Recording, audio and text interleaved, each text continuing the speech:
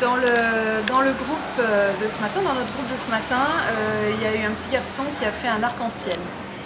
Un arc-en-ciel, et puis au-dessus de l'arc-en-ciel, il y avait deux nuages, un soleil. Et donc la première étape, c'était de ramener vers la terre, mais tout restait très vide. Et en fait, on a compris qu'il travaillait un deuil.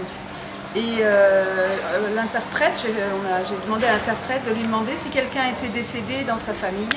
Et il a confirmé que son grand-père était décédé.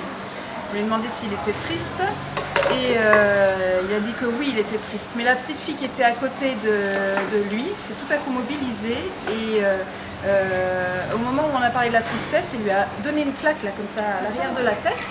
L'air de lui dire mais tais-toi, on n'a pas le droit, on parle pas de ça. Elle l'a vraiment rappelé à l'ordre, lui interdisant d'exprimer ce qu'il avait à exprimer. Et puis on a continué, il voulait, le petit garçon, il avait besoin d'avoir une possibilité de faire une étape de deuil.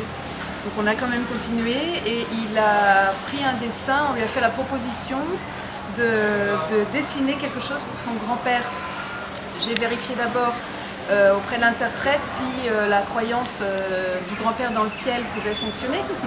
Elle l'a confirmé et donc je lui ai proposé de dessiner quelque chose qui vienne de son cœur pour aller au cœur de son grand-père.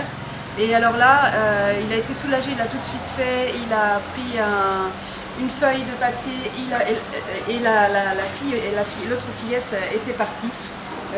Et il a dessiné deux cœurs collés, roses, avec un attachement particulier en bas du cœur. On parlait des cœurs collés, c'était cette situation-là.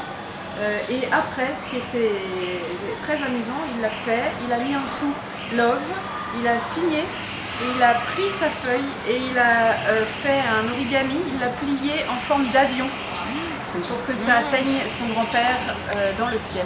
C'était un joli moment.